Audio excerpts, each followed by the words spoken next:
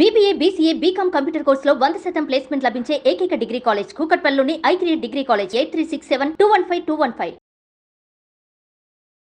నమస్తే అమ్మా. నమస్తే అమ్మా జయలక్ష్మి. అమ్మా ఒక బర్నింగ్ టాపిక్ అనమాట ఇది. ఓ ఏంటంటే రిటర్న్ గిఫ్ట్స్ అమ్మా. మనం ఇంట్లో ఏదో ఒక ఫంక్షన్ చేసుకున్నాం. ఫర్ ఎగ్జాంపుల్ మా ఇంట్లో ఒక ఫంక్షన్ అయిందమ్మా. నేను మిమ్మల్ని ఇన్వైట్ చేశాను, మీరు వచ్చారు. వచ్చేటప్పుడు ఆ ఫంక్షన్కి తగినట్టుగా నేను ఏదో పూజో వ్రతమో చేసుకుంటే ఒక జాకెట్ ముక్క, కొబ్బరికాయ, ఇంకేదో తీసుకుంటారు, ఓ పండో ఫలమో తెస్తారు.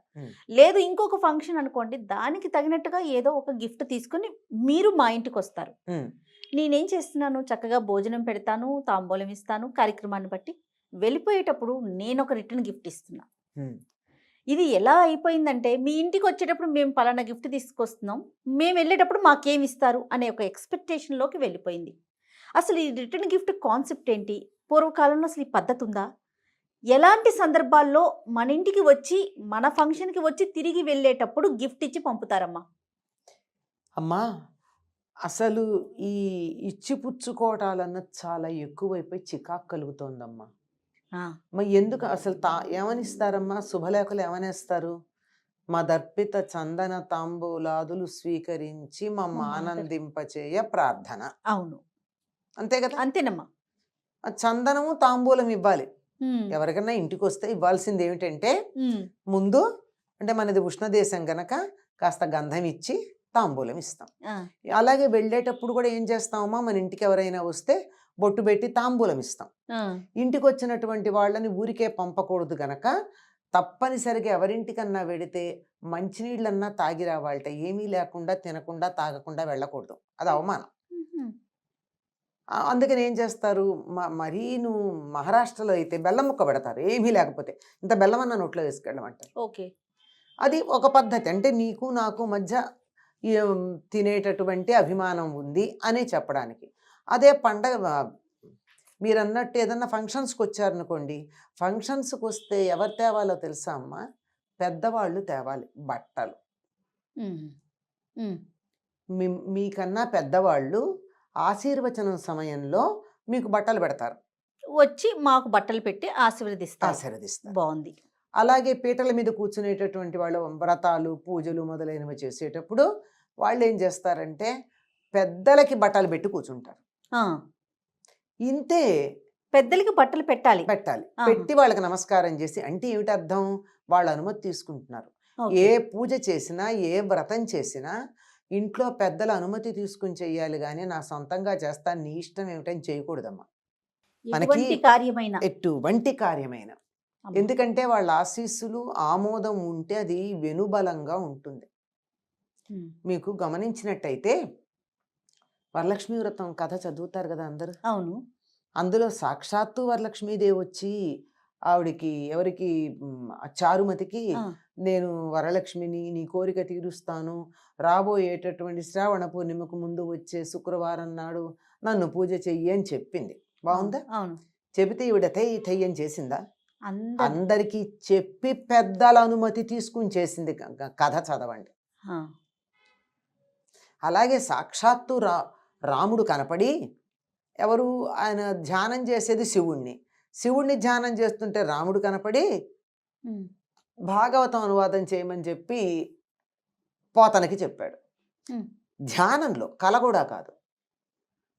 చెబితే ఆయన పెద్దలకి తండ్రికి చెప్పి వాళ్ళ అనుమతి తీసుకుని వాళ్ళందరూ రాయినాయనా అంటే మొదలుపెట్టాడు. వీళ్ళ అనుమతి నాకెందుకు, నా అంతటి నేను రాసుకుంటూ వెళ్ళిపోతే సరిపోదా అనుకోలేదు. దేవుడు చెప్పాడు కదా అని. ప్రత్యక్షమైనటువంటి దైవాలు, తల్లిదండ్రులు, ఇంట్లో పెద్దలు ఉంటే వాళ్ళ ద్వారానే భగవంతుని యొక్క అనుగ్రహం మనకు లభిస్తుంది కనుక వాళ్ళ అనుమతి తీసుకుని చేయాలి. ఆ అనుమతి తీసుకోవడానికి సంకేతం ఎక్కడా? ముందరే చెప్తాం, అది వేరే మాట. దానికి ఆ క్షణాన వాళ్ళకి పెద్దవాళ్ళు ఉంటే వాళ్ళకి బట్టలు పెట్టి చేస్తాం. మిగిలినదంతా మన శక్తి సామర్థ్యాలు. ఇప్పుడు నాకు బాగా వైభవం ఉంది, ఆ వైభవాన్ని 10 మందికి పంచుకోవాలనుకుంటున్నాను నేను. ఏదో ఒక సందర్భం పెట్టుకుని, ఆ సందర్భంలో నాకు బాగా ఈ సంవత్సరం పంటలు పండాయి, లేకపోతే డబ్బు వచ్చింది, వ్యాపారంలో పిచ్చి డబ్బు వచ్చింది, కదా. ఉమ్, దాన్ని ఏదో చేయాలనుకుంటున్నాను కనుక బంధుమిత్రులందరినీ పిలిచి ఒక చిన్న వేడుక చేసుకుని ఆ వేడుక సందర్భంగా అందరికీ నాకున్నదాన్ని పంచుకుంటా. అంతేగాని తప్పనిసరిగా రిటర్న్ గిఫ్ట్ ఇవ్వాలి అన్న నియమం ఏం లేదమ్మా. ఉమ్. ఇవ్వవలసిందల్లా తాంబూలం, పండు తాంబూలం. బహుశా సం- ఈ రోజుల్లో జరిగే ఫంక్షన్స్ ని మీరు చూస్తూనే ఉండుంటారు. ఆ, ప్రతి ఫంక్షన్ కి ఉమ్, ఒక ఒక అంటే ఒక పుట్టినరోజు మొదలమ్మా, ఆ, ఒక ఇల్లు ఒక కట్టుకోవటం మొదలు, కాదమ్మా, బారసాలకెడితే ఉయ్యాల్లో వేస్తే అసలు ఈ రిటర్న్ గిఫ్ట్ కాన్సెప్ట్ చూస్తుంటేనే ఏంటి అసలు ఎటుపోతుంది? ఒకరిని చూసి ఒకరిని చూసి వాళ్ళు పలానాది ఇచ్చారు, మనం ఇంకొకటి ఇవ్వాలి. భోజనాలు పెట్టడం వరకు అంటే మన ఇంటికి ఇన్వైట్ చేసాం, వేడుక ఓకే. ఈ రిటర్న్ గిఫ్ట్ ఎందుకు వచ్చిందో అర్థం కాని పరిస్థితి అనిపిస్తుంది అర్థం నాకు. కావట్లేదు. అసలు రిటర్న్ గిఫ్ట్ అన్న పదమే ఇంగ్లీషు, తెలుగు వాళ్ళది కాదు. ఆ, మనకున్న తాంబూలమే. తాంబూలం ఏ ఫంక్షన్ కైనా మనం అంటే తాంబూలం ఇస్తాం. ఇస్తాం, మన పండుతాం. ఒకవేళ ముత్తైదులు అనుకోండి, మన దగ్గర ధనం ఉంటే ఓ జాకెట్ ముక్క ఆ, పెడతాం, లేదంటే ఒక చీర పెడతాం. ఉపయోగపడేవే కదా అవి. అవును. అంతేగాని ఇప్పుడు ఇచ్చేవి ఎందుకు ఉపయోగపడుతున్నాయి? ఏవి కూడా ఉపయోగపడేవి ఎక్కడా కనపట్టలేదు మనకి ఉమ్, కదా. అవును. ఇంటి నిండా వస్తువులు ప్లాస్టిక్ డబ్బాలు, ప్లాస్టిక్ వాటర్ బాటిల్స్, ఆ, ఇవే కదమ్మా చూస్తున్నాము. ఇంటి నిండా వస్తువులు పేరుకుపోతున్నాయి. వాడేది లేదు, పెట్టేది లేదు, ఏం చేయాలో తెలియక కొంతకాలం ఉంచి తర్వాత బయటపడి ఫ్యాన్సీ అంటున్నారే, ఆ, ఈ ఫ్యాన్సీ వస్తువులు ఎక్కువ అవుతున్నాయి. అవును. ఇది చెయ్యాల్సినటువంటి పని లేదంటే లేదు. ఉమ్, అంటే ధనం ఉంది, నేను పంచుకోవాలనుకుంటున్నాను ఇచ్చేవాళ్ళు ఉంటే ఉండాలి. కానీ అలా ఆ రకంగా తమకున్నటువంటి సంపదని 10 మందితో పంచుకోవాలని. ఉదాహరణకి మనకి ఆ, ఆంధ్ర ప్రాంతం అంతే, ఇప్పుడు తెలంగాణ ఆంధ్ర విడిపోతున్నాం గనక, విడిగా ఉన్నాం గనక సంప్రదాయాలు ఉన్న తేడా నా పేరుతో చెప్పచ్చు. ఆంధ్ర ప్రాంతంలో మనకి పంటలు వస్తాయి అవునమ్మా, సంక్రాంతికి. అవును. వచ్చినటువంటి వాళ్ళందరికీ ఏం చేస్తాం, మనం తాంబూలాలు ఇచ్చి పంపిస్తాం. ఉమ్, కానీ తెలంగాణ ప్రాంతంలో నోము అని చెప్పి 13 వస్తువులు తీసుకొచ్చి తప్పనిసరిగా 13కి తాంబూలంలో వస్తువులు పెట్టిస్తారు. ఉమ్హు, అందుకని నోము అంటే 13 లెక్క, ఉమ్హు, డజన్ అంటే 12, నోము అంటే 13. 13. దీపావళికి కానీ సంక్రాంతికి కానీ అట్లా నోముగా ఇచ్చే పద్ధతి ఉంది.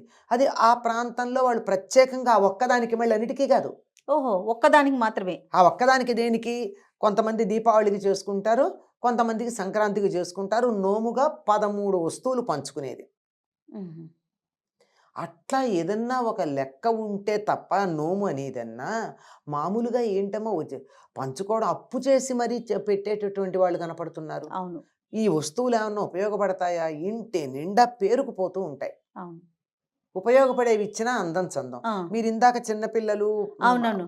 అదేమంటారు పుట్టినరోజులు అన్నారు అవును, అనుకోండి, అవునమ్మా. అది మరీ చిన్న పిల్లలకైతే ఒక లాలీపాపో బిస్కెట్ ప్యాకెట్టో చాక్లెట్ ఇస్తే వాళ్ళు తింటారు, ఆ, సంతోషపడతారు. పిల్లలు. ఏదో 4-5 ఏళ్ళు వచ్చిన వాళ్ళకైతే ఒక పెన్సిల్ ఇస్తే, వాడు నా ఫ్రెండ్ బర్త్డేకి వెడితే పెన్సిల్ ఇచ్చారు అని చెప్పి వాడు చెప్పుకుంటాడు. అవును. అంతేగాని చిన్నపిల్లలకు కూడా మీరు అన్నట్టు బాటిల్స్, డబ్బాలు ఆ, ఇస్తే ఏం చేసుకుంటాడండి వాడు? ఇంటికి తీసుకొచ్చి అమ్మకి ఇవ్వటం. అంతే కదా. అంతేగమ్మా. అంతకన్నా ఇంకేం లేదు. అసలు ఇళ్లల్లో ఈ మధ్య కాలంలో ప్రతి వాళ్ళ ఇంట్లోనూ ఇచ్చామంటే ఇచ్చాం ఆ, అనే లెక్క. అవును. ఇచ్చామనే లెక్కకి తీసుకొస్తే ఇంతంత పళ్ళాలు, ఇంతంత కటోరీలు, ఇంతంత ఏమిటో గ్లాసు, ఎందుకుంటాయి ఇవన్నీను? ఉమ్, అంటే వాళ్ళు ఇవ్వాలనుకుని ఇస్తున్నారు, ఇవ్వాలి అనే ఒక లెక్క పెట్టుకుని. అదే అది మనకు వస్తుంది. ఉపయోగపడుతుందో లేదో తెలియదు. లెక్క కన్నా కూడానమ్మ, పలానా వాళ్ళు ఇది ఇచ్చారు, సో మనం ఇది మనం ఇంకొకటి ఇవ్వాలి అనే ఆ. ఒక ఆ లెక్కతో వెళ్ళిపోతున్నారేమో అనిపిస్తోంది. ఇవి ఎలా అవుతున్నాయి అంటే ఆ, సర్క్యులేట్ అవుతుంది. అవుతున్నాయి.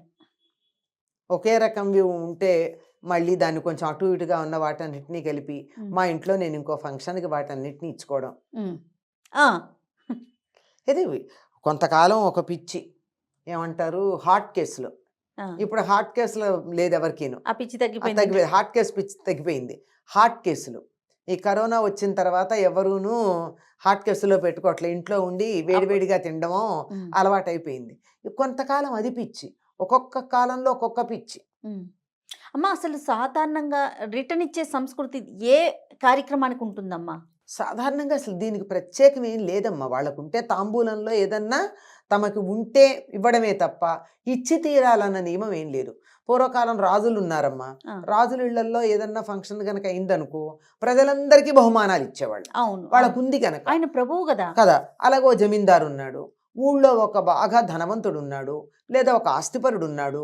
అట్లాంటి వాళ్ళు తమ దగ్గర ఉంది గనక పంచుకోవడానికి ఇస్తారు తప్ప సామాన్యులు తప్పనిసరిగా ఇవ్వాలన్న నియమం లేదమ్మా. పండు తాంబూలం అంటే తాంబూలం వేసుకుంటారు, పండు తింటారు, అప్పటికప్పుడు చక్కగా ఉపయోగపడతాయి తప్ప వాటిని మళ్ళీ దాచిపెట్టడము సర్క్యులేషన్కో వెళ్ళదు. తాంబూలం సర్క్యులేషన్కి వెళ్ళదు, అవును పండు సర్క్యులేషన్కి వెళ్ళదు అవును కదా. అవును. అది అట్లాంటివే ఉంటాయి. కానీ బట్టలు అనుకోండి, సాధారణంగా ఇప్పట్లాగా పిచ్చి పిచ్చిగా ఆ, బట్టల కోసం పెద్ద ఇల్లు కట్టుకునేటటువంటి కల్చర్ పూర్వం లేదు. అవును. అప్పుడు సందర్భానుసారం మాత్రమే కొనుక్కునేవారేమో బహుశా, అంతేనమ్మా? అంతేనమ్మా, సందర్భానుసారంగా పైగా పండగ అంటే బట్ట కొనాలమ్మా. అంతే. అది సంక్రాంతికి, ఉగాదికి, పుట్టినరోజుకి 3 జతలు ఉంటాయి ప్రతిసారి తప్పనిసరిగా అందరికీ. ఎట్లాంటి అది కూడా సామాన్యులకి, ఇంకా తక్కువగా ఉన్న ఉన్న వాళ్ళకి. వాళ్ళకి అది కూడా. అంచేత చక్కగా హాయిగా ఉండేది ఇల్లు కూడా. ఇప్పుడు ఇళ్ళన్నీ ఎలా ఉంటున్నాయంటే బట్టలు తోరణాలు వేలాడుతూ ఉన్నాయి. అవును అవును. ఇవన్నీ లేవు. ఇప్పుడు అసలు ఒకళ్ళు ఇచ్చేది ఒకటి మనమే కొనుక్కుంటున్నాం. అసలు తర్వాత ఇచ్చేవి మన టేస్ట్కి సరిపోకపోతే ఏం చేయాలో తెలియటల్లా. మళ్ళీ ఎవరికన్నా ఇస్తే అయ్యో నేను నీకు పెట్టించారు, నువ్వు కట్టు, వాళ్ళకి ఎవరికో ఇచ్చినట్టున్నావే అని అంటే మళ్ళీ మనమే తెలమొహం వేయాల్సి వస్తుంది. అవును అవును. ఇవన్నీ కూడా ఆలోచించుకుని ఇచ్చేటప్పుడు కొంచెం మన దగ్గర ఉండి ఫలానా వాళ్ళ మీద ఉన్న ప్రేమతో ఇద్దాము అనుకుంటే ఇవ్వాలి తప్ప తప్పనిసరిగా ఇచ్చి తీరాలన్న నియమం ఏం లేదమ్మా. ఓకే. మన ఇంటికి అలాగే మీరు నన్ను పిలిచారు, అమ్మా మీరు నన్ను పిలిచినప్పుడు నేను పెద్దదాన్ని అయితే నీకు ఆశీర్వచనానికి నేను బట్టలు తీసుకొచ్చిస్తాను, మిగిలిన ప్రధానం అదే బట్టలు. ఆహా నేను చిన్నదాన్ని అనుకో, అమ్మా ఇవ్వాల్సిన పనేం లేదు. ఆ. వచ్చో నమస్కారం చేసి మహా అయితే పూజ అయితే ఓ పండు ఇచ్చి అంతే.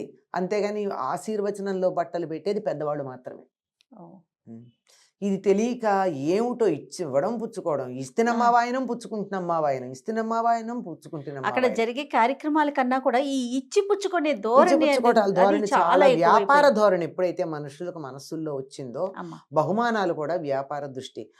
ఇంకా కొంతమంది అయితే ఒకళ్ళు పెళ్ళిళ్ళల్లో వాటిల్లో పుస్తకం పెట్టు కూర్చొని రాస్తారు, ఫలానా వాళ్ళు ఫలాంది ఇచ్చారని. ఇది మరీ భయంకరమైనటువంటి ఇదివరకు రోజులు అదే కదమ్మా ఉండేది.